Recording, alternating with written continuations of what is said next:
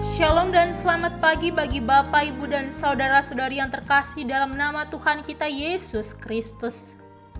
Mengawali segala aktivitas kita di hari yang baru ini, marilah kita beribadah bersama melalui siraman rohani di pagi ini.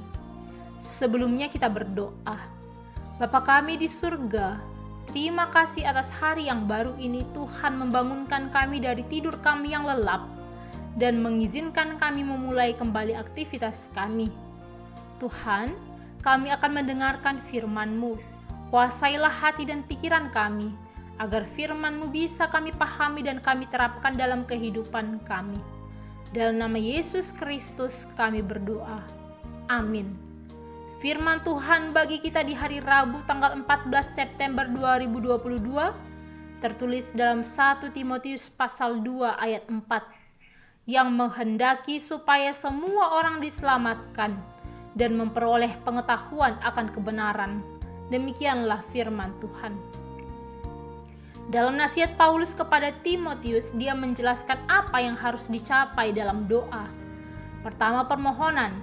Tidak dapat dipungkiri bahwa doa tentu berawal dari adanya kebutuhan dan keinginan, meskipun doa tidak hanya sebatas hal tersebut. Kedua, doa syafaat, yakni doa yang mencakup semua aspek kehidupan. Ketiga, ucapan syukur. Doa tidak hanya berisi permintaan, tapi juga atas ucapan syukur kepada Allah atas segala sesuatu yang kita terima. Doa-doa tersebut harus ditujukan untuk raja-raja dan semua pembesar. Ini berarti Timotius tidak boleh berdoa bagi diri sendiri dan jemaat saja, tetapi untuk semua orang, bahkan tidak menutup kemungkinan bagi bangsa-bangsa lain. Sebab Allah menghendaki agar kita dapat hidup tenang dan agar semua orang mengetahui dan memperoleh kebenaran Allah. Bukan hanya orang Yahudi, melainkan juga orang non-Yahudi. Klausa relatif dari ayat 4 memberikan dasar untuk penegasan dalam ayat 3 bahwa doa untuk semua orang menyenangkan Allah. Tujuan doa yang didesak Paulus adalah agar semua orang diselamatkan. Syafaat untuk semua orang yang menyenangkan Tuhan yang menginginkan semua untuk diselamatkan. Istilah semua dalam ayat 4 harus merujuk pada kelompok yang sama dengan referensi untuk setiap orang dalam ayat 1.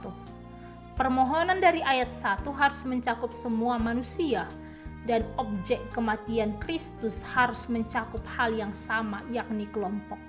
Ini pasti akan mencakup semua orang tanpa perbedaan ras atau status sosial, tapi juga mengacu pada semua orang secara individu. Sulitnya berdoa bagi setiap penghuni bumi seharusnya tidak menyembunyikan kita dari kenyataan bahwa kehendak Tuhan untuk menyelamatkan seluas kehendaknya untuk menciptakan dan melindungi. Dalam menyarankan kematian Kristus secara luas, Paulus mempermasalahkan gagasan bahwa hanya elit rohani yang diuntungkan oleh kematian Kristus.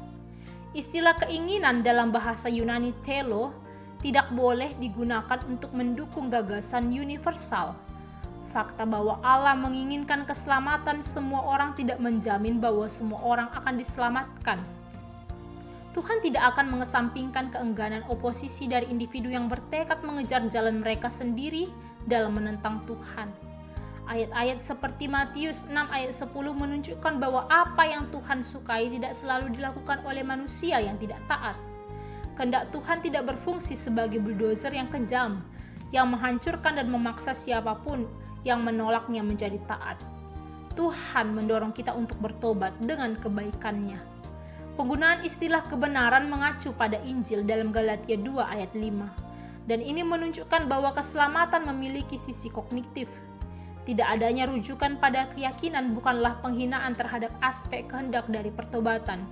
Untuk sampai pada pengetahuan tentang kebenaran adalah sinonim untuk pertobatan. Dalam surat-surat pastoral, Paulus sering menggunakan kebenaran sebagai rujukan pada berita Injil, seperti tertulis dalam 1 Timotius pasal 3 ayat 15. Tentu nasihat Paulus kepada Timotius itu masih berlaku bagi kita sampai saat ini. Sebab tidak dapat kita pungkiri bahwa kita kerap berdoa hanya untuk diri sendiri dan orang-orang yang kita kasihi. Firman Tuhan kali ini mengingatkan kita untuk peduli pada tujuan Tuhan dengan mendoakan orang lain, pemerintah bangsa kita, dan semua orang termasuk bangsa-bangsa lain. Panjatkanlah permohonan, doa syafaat, dan ucapan syukur bagi mereka semua. Dengan begitu, kita hendak mencapai tujuan yang Allah kehendaki. Amin. Kita kembali berdoa. Allah Bapa yang baik, kami sungguh bersyukur atas segala kasih-Mu yang memelihara kehidupan kami. Terima kasih karena firman-Mu mengingatkan kami untuk tetap berdoa. Untuk itu Tuhan, kami berdoa buat segala tugas pelayanan, pekerjaan, dan studi kami di hari ini. Kiranya Tuhan mengajari kami, memberikan kami hikmat dan kebijaksanaan serta kesehatan. Kami juga berdoa buat keluarga, orang tua, saudara-saudari, kerabat yang dekat maupun yang jauh dari kami. Apapun yang mereka kerjakan, kiranya Tuhan senantiasa menyertai dan memberkati mereka. Kami berdoa buat seluruh pelayan di gereja-Mu.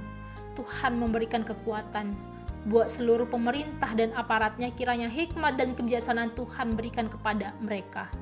Termasuk semua orang di seluruh dunia ini, kiranya tetap dalam perlindungan-Mu agar semua orang diselamatkan dan memperoleh pengetahuan akan kebenaran. Kami berdoa buat jemaat-Mu yang sakit, kiranya Tuhan berikan kesembuhan melalui perawatan medis dan obat yang mereka konsumsi. Ampunilah kami dari segala dosa kami agar kami layak menerima berkat-Mu. Dalam nama Tuhan Yesus kami berdoa. Amin. Selamat pagi, selamat beraktivitas. Tuhan Yesus memberkati kita sekalian. Shalom.